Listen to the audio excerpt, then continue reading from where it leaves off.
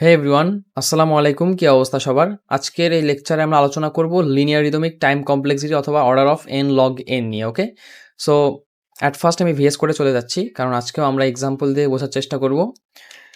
আমি এখানে আগে সি প্লাস প্লাসের মেইন স্ট্রাকচারটা রেডি করে নিচ্ছি এবং আমি এখানে অলরেডি একটা ফাইল ক্রিয়েট করে রেখেছি linear rhythmic time complexity dot CPP নামে। ওকে, সো আমি এখানে অ্যাট ফার্স্ট একটা ভ্যারিয়েবল ডিক্লেয়ার করব ইন্টিজার এন নামে। তারপর আমি এই ভ্যারিয়েবলটাকে ইনপুট নিব সিন এন।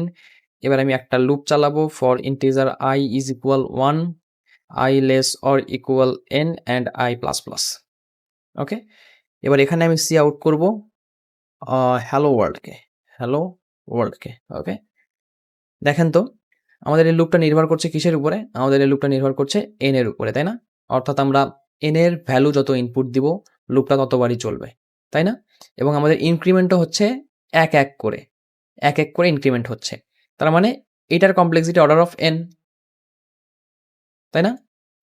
আচ্ছা, এটা তো আমরা জানি, গত ২-৩ ভিডিও ধরে দেখেই আসছি। ২-৩ ভিডিও না, প্রায় চ্যাপ্টারের শুরু থেকে আমরা দেখে আসছি, তাই না? বাট আমি এটা একটু কাট আউট করি।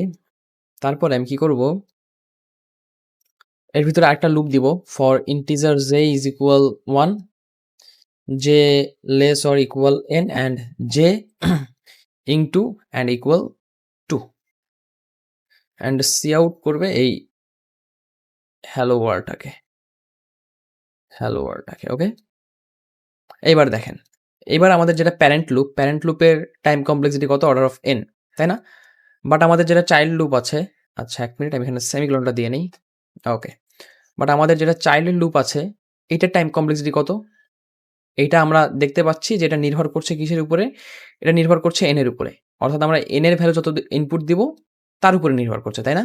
এবং এই জে এর ভ্যালুটা ইনক্রিমেন্ট হচ্ছে কিভাবে? ইনক্রিমেন্ট হচ্ছে 2 গুণন করে। আমি কি বলেছিলাম যখন আমরা লগারিদমিক টাইম কমপ্লেক্সিটি শিখি? তখন আমরা বলেছিলাম যে যদি ইনক্রিমেন্ট বা ডিক্রিমেন্ট গুণন আকারে বা ভাগ আকারে হয় তাহলে কি হবে? সেটার কমপ্লেক্সিটি দাঁড়াবে অর্ডার অফ লগ এন, তাই না? সো আমি যদি এই প্যারেন্ট লুপের কমপ্লেক্সিটি লিখি তাহলে হবে অর্ডার অফ এন, এবং আমি যদি চাইল্ড লুপের কমপ্লেক্সিটি লিখি তাহলে হবে অর্ডার অফ লগ এন, তাই না? এবং আপনারা একটু খেয়াল করে দেখেন যে এখানে ২ টা লুপ কি আকারে আছে? নেস্টেড আকারে আছে, তাই না? নেস্টেড আকারে আছে না? তার মানে আমি কিন্তু গত ভিডিওতে বলেছিলাম যে লুপ যদি নেস্টেড আকারে থাকে তাহলে আমাদের গুণন করতে হবে, তাই না? তার মানে আমি যদি এখানে order of N into log N লিখি তাহলে কিন্তু আমাদের এই কোডের ফাইনাল কমপ্লেক্সিটি বের হয়ে যাবে। তার মানে এই কোডের ফাইনাল কমপ্লেক্সিটি কত? Order of N log N. So এটাকেই বলা হচ্ছে মূলত লিনিয়ার রিদমিক টাইম কমপ্লেক্সিটি। ওকে, সো আশা করি বুঝতে পারছেন। আর আমাদের মোটামুটি এই কয়েকটা টাইম কমপ্লেক্সিটি সম্পর্কে জানলেই হয়ে যাবে। পরবর্তীতে যদি জানতে হয় আমরা জেনে নিব, কোনো সমস্যা নেই। ওকে, সো আজকের এই ভিডিওটা এই পর্যন্তই।